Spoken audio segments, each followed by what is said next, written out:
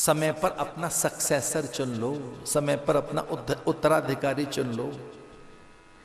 अपने स्वप्नों के लिए, अपनी योजनाओं के लिए, अपने कार्यों के लिए, कार्य विस्तार के लिए, जो छूट गया है उसकी पूर्ति के लिए ठीक समय पर उत्तराधिकारी आ जाए। तो कुछ पुरानी कथाओं में आता है, चलो उत्तराखंड की ओर चलो, उत्तर की ओर चलो। अब समय हो गया उत्तरावस्था में, अभी उत्तरावस्था है, उत्तर की ओर चलो। तो उत्तरावस्था में उत्तर की ओर वही चल कर आए जिन्हें उत्तराधिकारी मिल गया। अन्यथा तो यहां भी बेचैन थे कि छूट तो गया है, पता नहीं कौन संभालेंगे और कैसे संभलेगा। एक उत्तराधिकारी हाथ लग गया, परीक्षित जैसा, अपने से अधिक योग्य है, उतना चतुर सुजान गुणी। वो चकित थे कि ये कैसा परीक्षित आया है जिसे समूची धरा आदर देती है। हमने तो युद्ध लड़े, अश्वमेध यज्ञ किए, और वो भी जैसे तैसे एक पूरा हुआ, राजसूय यज्ञ हमारा। यज्ञ पूरा कहां हुआ हमारा? भगवान साथ न होते तो यज्ञ पूरा नहीं हो सकता था, क्योंकि यज्ञ द्वापर में बताया भी नहीं है। यज्ञ सामग्री लाएंगे कहां से? द्वापर में ही खो गई थी वो तो। द्वापर में यज्ञ सामग्री नहीं मिल रही थी। वो तिल, यव, औषधियां, पाद, पल्लव, वैसे ऋतविज होता, आचार्य, उस प्रकार के मंत्रोच्चारण, इसलिए द्वापर में यज्ञ हुए ही नहीं। यज्ञ तो केवल त्रेता तक सिमट कर रह गए थे, द्वापर में यज्ञ हुए ही नहीं। और वो हुए तो जैसे तैसे पूरे हुए। त्रेता में यज्ञ बताया है, और सतयुग में यज्ञ की आवश्यकता नहीं थी, क्योंकि जीवन ही यज्ञ में था। सतयुग में यज्ञ की आवश्यकता ही नहीं थी। और मैं बहुत संकोच में कह रहा हूं, सतयुग में विमानों की भी आवश्यकता नहीं थी। विमान तो त्रेता में ही मिलते हैं। वहां तो हर व्यक्ति एक शटल था, अपने में एक उपग्रह, अपने में एक समर्थ प्राणी। संकल्प किया, वहीं पहुंच गए, और जाने की आवश्यकता भी नहीं थी। अपने आसपास ही सब चीजें थी, जो चाहिए वो वही है। आपको कोई भी चीज चाहिए, जो इंद्र को उपलब्ध है वही आपको उपलब्ध है, यम वरुण कुबेर को जो उपलब्ध है वही आपको उपलब्ध है। तो सतयुग में सब कुछ सबको उपलब्ध था, संकल्प से आप नहीं पहुंच सकते थे। तो विमान भी थे तो संकल्प से चलते थे। आपने संकल्प किया और आप वहां पहुंच गए। वो विमान माने देही विमान थी एक तरह से, और विमान थे भी तो वो कुछ उत्सव के लिए विमान थे जो संकल्प से चलते थे। वो विद्या खो गई त्रेता में। इतना अधिक ह्रास हुआ त्रेता में विज्ञान का कि वो विद्या चली गई, वैमानिक विद्या, संकल्प क्षीण हो गए, इतने दुर्बल हो गए प्राणी, और उन्हें फिर यज्ञ करने पड़े। यज्ञ से देवताओं को रिझाना पड़ा, यज्ञ करके राम को धरा पर उतारना पड़ा। भैगलान मोरे सुत नहीं। उत्तराधिकारी नहीं मिल रहा है गुरुवर मुझे। आपको लगता है कि मेरी आंखों में आंसू बेटा नहीं हुआ इसलिए है क्या? क्या आप मुझे ये समझते हैं कि आपका ये शिष्य दशरथ इसलिए रो रहा है कि इसके बेटा नहीं हुआ, निसंतान है? ना ना ना, मेरी आंखों के अश्रु इसलिए नहीं है कि मुझे बेटा नहीं हुआ है। हे गुरुवर, मुझे उत्तराधिकारी चाहिए, क्योंकि मैं संकल्प करके अंबर में उड़ना जानता हूं। स्वर्ग को सुरक्षित करना मेरा धर्म है। जब देवता असहाय हो जाएं, यम वरुण कुबेर इंद्र आदि जब बहुत अधिक चिंतित होते हैं, तो वो मेरा आह्वान करते हैं। मैं अंबर में छलांग लगाकर अकेला नहीं, अपनी भारिया, अपने परिजन पुरजन बंधु बांधव और अपनी सेना को लेकर उड़ता हूं। मेरे साथ अंबर में हाथी घोड़े रथ छलांग लगाकर जाते हैं। ये मेरा संकल्प है। जब स्वर्ग विचलित होता है, आहत होता है, चिंतित होता है, स्वर्ग जब असुरक्षित अनुभव करता है, तो स्वर्ग को सुरक्षा देने मैं जाता हूं। तो ऐसा मुझे पुत्र चाहिए, मुझसे भी जयी, ज्येष्ठ, श्रेष्ठ, बली, बड़ा, महान। तो फिर यज्ञ करके भगवान को लाया गया, राम। वो यज्ञ का प्रसाद है। तो त्रेता तक यज्ञ हुए, द्वापर में जैसे तैसे यज्ञ हो पाए। वो भी भगवान न होते तो न होता, क्योंकि यज्ञ की एक ही शर्त है, इदन्न मम। ओम प्राणाय स्वाहा इदम प्राणाय इदन्नमम। ओम अग्नये स्वाहा इदम अग्नये इदन्नमम। ओम यमाय प्रजापतये ब्रह्माय, जितने भी आहुति इदन्नमम। हाँ भैया, एक यज्ञ फलीभूत हो सकता है आज कलयुग में, अगर ये आहुति दी जाए, ओम राष्ट्राय स्वाहा इदम राष्ट्राय इदन्नमम, ये राष्ट्र के लिए है, ये लोक मंगल के लिए है, ये दूसरों के लिए है। यज्ञ की शर्त जानते हो क्या है? इदन्नमम, मेरे लिए नहीं। यज्ञ के देवता संकुचित हो जाते हैं, उन्हें लगता है क्या हमें बुलाया जा रहा है अपने लोभ लालच के लिए, अपनी कार्य सिद्धि के लिए। यज्ञ तो सबके लिए है। एक दीप जलाओ तो सही, सबको उजियारा देगा समान रूप से। एक अगरबत्ती जलाओ तो सही, वो धुआं सबको वैसा ही देती है, सुगंधित द्रव्य। यज्ञ की धूम्र सबके लिए है। तो युधिष्ठिर को लगा मेरा ये परीक्षित है कैसा, ठीक उत्तराधिकारी हमारे हाथ लग गया है, जिसने 3 अश्वमेध यज्ञ किए हैं। घोड़ा जब धरती पर दौड़ा परीक्षित का, तो किसी का साहस नहीं हुआ उस घोड़े की बलगाओं को छू सके कोई। तो जिसने 3 अश्वमेध यज्ञ कर लिए, धरती पर सब उसे प्रणाम कर रहे हैं। ये सब शब्दों से भी ऐसा होता है। एक बार अच्छा बोल कर देखो, अच्छा सोच कर देखो, पूरे विश्व को अपना कुटुंब मानकर देखो, दूसरों की दुर्बलताओं को विसारना तो सीखो। एक बार एक लंबी फहरिस्त लेकर चल रहे हैं आप, तो दूसरों के दुर्गुण जब आपकी पॉकेट में देखें तो एक पूरा फर्रा है कि इनमें क्या क्या क्या क्या गलतियां हैं। अरे देखो तो सही, एक बार प्रेम तो करके देखो, थोड़ा करुणा से अपने मन को गीला तो करके देखो, कुछ अच्छा सोच कर तो देखो। तो जब यह पता लगा कि हमारा परीक्षित उत्तराधिकारी ऐसा है, पूरी धरा पर जिसकी जय है, समूची वसुधा में जिसका आदर है, तो सब छोड़कर निकल पड़े उत्तराखंड की ओर। और चौथे पन में यहां आया जाता है। ये 4 अवस्थाएं बताई हैं, और उसमें तीसरी है वानप्रस्थ। अभ्यास करो चीजों को छोड़ने का। सास और बहू में, पिता और पुत्र में कम से कम 20 और 25 साल का तो अंतर होता है। ये 20 साल का, तो 20 साल का जो एक जेनरेशन गैप है, वो बड़ा गैप है भाई। वो अपनी और तरह से सोच रहे हैं, आप अपने ढंग से सोच रहे हैं। इसलिए जब पुत्र के भी पुत्र हो जाए तो कहते हैं सन्यास, यानी वही सम्यक कामनाओं का न्यास। निकल पड़े थे इधर वो चौथे पन में, उत्तराधिकारी को सौंप कर उत्तर दिशा में चले गए। इसका एक अर्थ यह भी हुआ कि थोड़ा श्रम इस बात पे करो कि आपके सामने उत्तराधिकारी आपका बन जाए योग्य। हां, श्रम करिए, उद्योग बड़ा बनाइए, बड़ा उद्यम बनाइए, पर एक अच्छा योग्य व्यक्ति भी तो तैयार करो। घर को तैयार करो, अपने संतानों को तैयार करो, अपनी पुत्रियों को, पुत्र को, उन्हें तैयार कीजिए, उन्हें संस्कार दीजिए। तो जब दिव्य संस्कार युक्त देखा परीक्षित को, तो चले आए। और वह परीक्षित एक दिन विचार करता है कि मेरे हाथ क्या लगा है। आप सोच के तो देखो, आपके पूर्वजों ने आपको क्या दिया है। हरे भरे प्रदेश दिए थे, वन प्रांतर, समूची धरती पर हरितिमा दी थी हमें, तो झील जलाशय सरित सरोवर दिए थे हमें, दिव्य यमुना, गंगा, गंडकी, गोदावरी, कावेरी, कृष्णा, नर्मदा, सरयू, ताप्ती, महेंद्र, तनया, कितनी नदियां हमें मिली। हरिद्वार से जब आप यहां आए तो कितनी नदियों को देखा, कितने संगम आपने देखे। वैसा प्रवाह, वैसी गति, वैसी सुचिता, वैसा वेग है क्या? जिस दिन हमारा देश आजाद हुआ था, 15 अगस्त 1947 के दिन,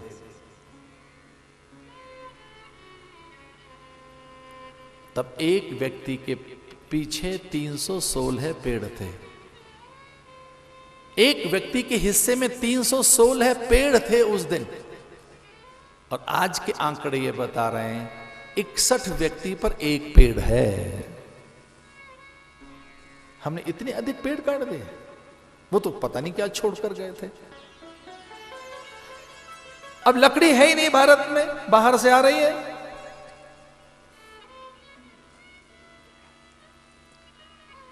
अरे हर की पैड़ी पर अगर प्रदूषण है और वहां का जल पीने नहीं, छूने योग्य नहीं बता रहे हैं वैज्ञानिक, स्नान के योग्य नहीं बता रहे हैं, तो क्या चिंता नहीं करनी चाहिए? नदियों की, झील जलाशय की, सरोवरों की, हरितिमा की। 1 ग्राम मिट्टी में 1 ग्राम मिट्टी कितनी होती है? 1 ग्राम 1 ग्राम मिट्टी में 5 करोड़ वो जीवाश्म होने चाहिए जो इसे सहेज के रखे। एक मिट्टी में इतने जीवाश्म, मिट्टी में भी इतने हैं जीव। 1 ग्राम मिट्टी में 5 करोड़।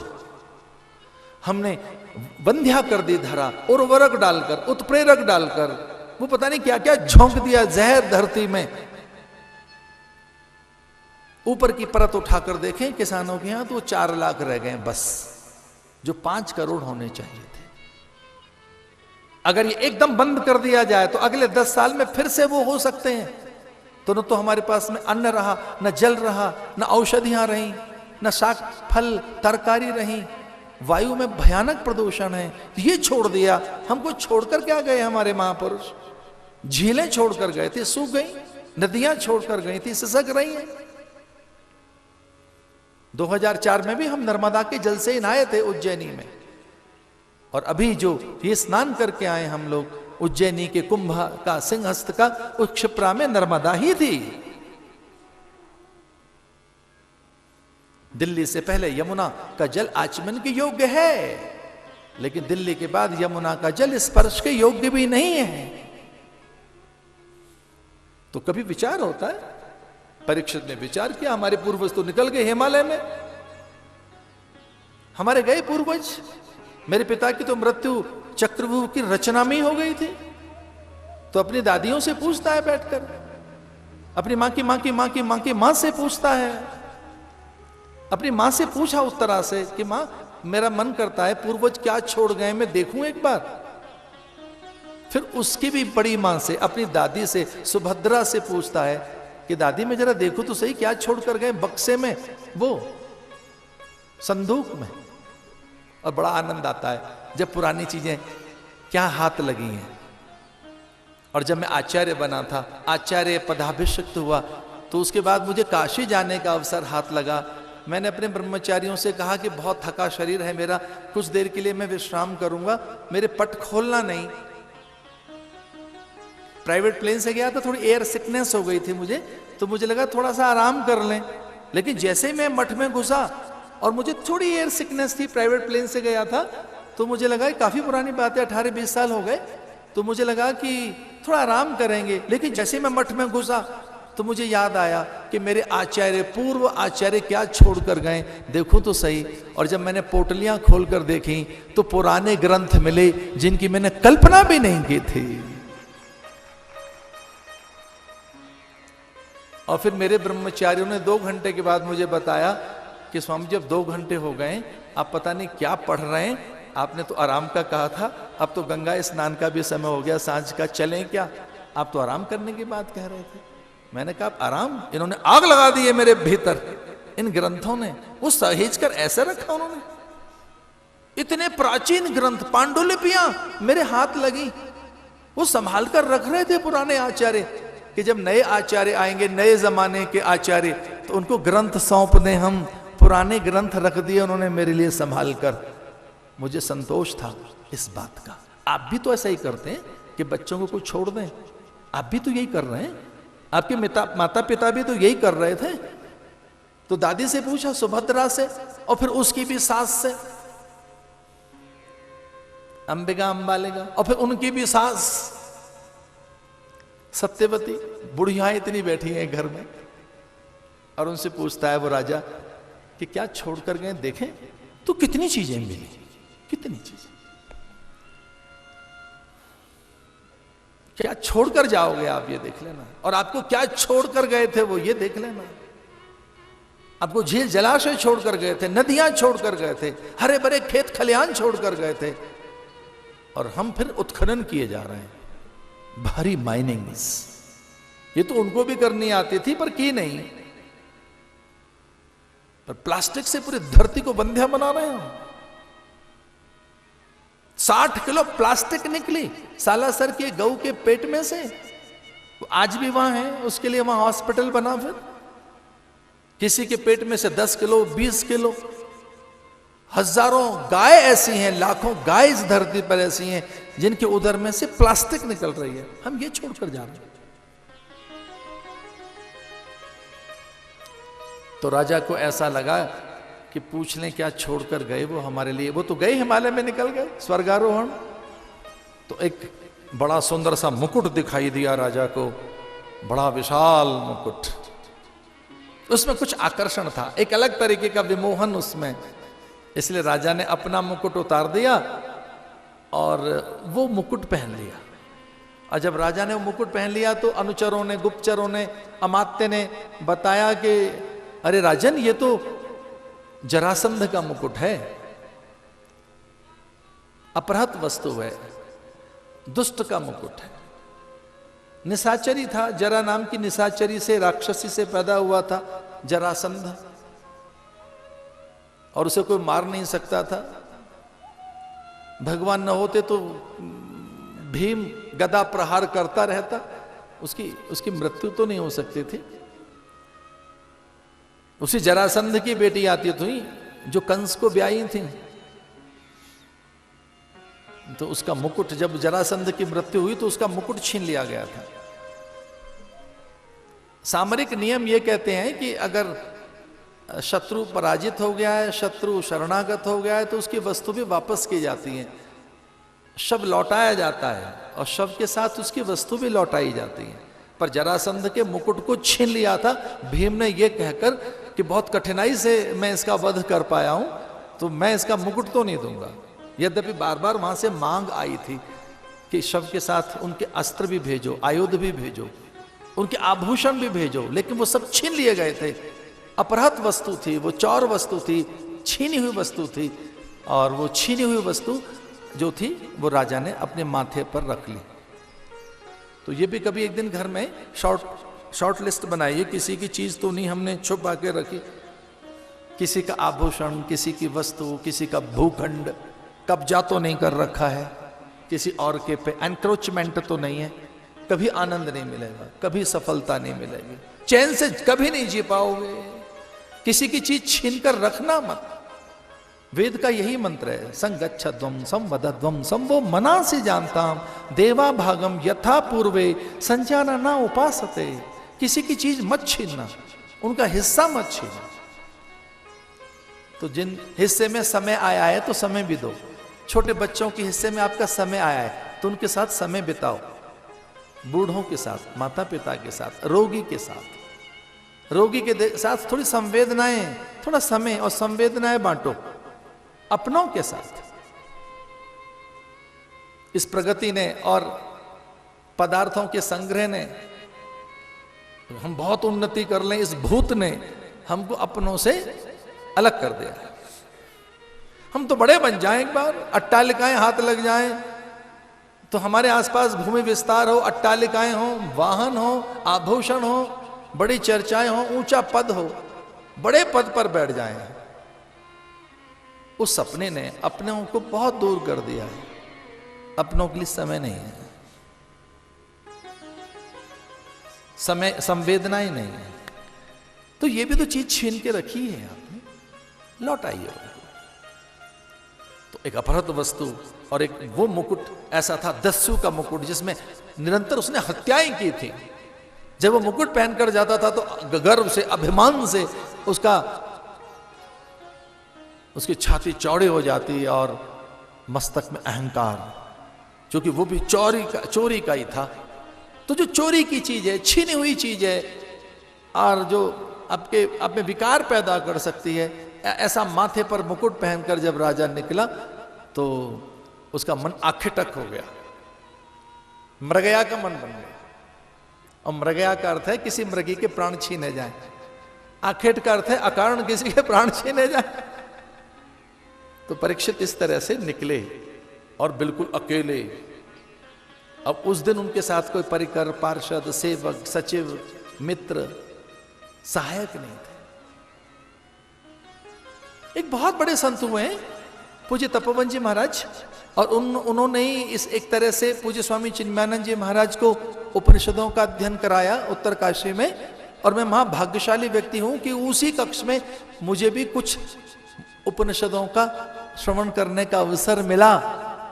मुंडक और मांडुक के विशेषकर वो उपनिषद मुझे उसी कुटिया में सुनने को मिले जहां पूज्य स्वामी चिन्मयानंद जी महाराज चिन्मय मिशन के संस्थापक, और उनके गुरु जो थे पूज्य स्वामी तपोवन जी महाराज। बड़ी सुंदर सी बात लिखी उन्होंने कहा है साधना काल में बहुत एकांत अच्छा नहीं है। आपको क्या लगता है कि एकांत साधना काल में ठीक रहेगा? एकांत मत रखो। अगर आप अभ्यासी नहीं है, आपको जप करना नहीं आता, स्वाध्याय करना नहीं आता, मन को नियंत्रित करना नहीं आता, तो ये लोनलीनेस आप में बीमारी छोड़ देगी या कि कुछ और कर बैठोगे।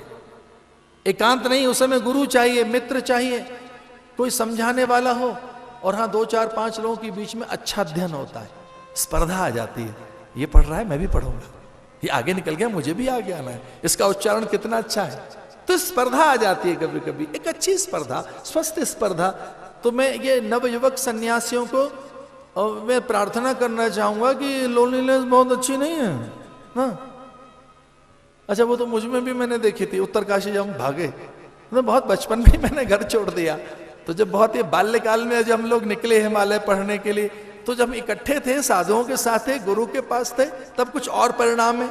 जब बिल्कुल एकांत का बहाना लेकर अनुष्ठान में अपने कमरे में है, तो हमें मालूम है कितना कर रहे हैं।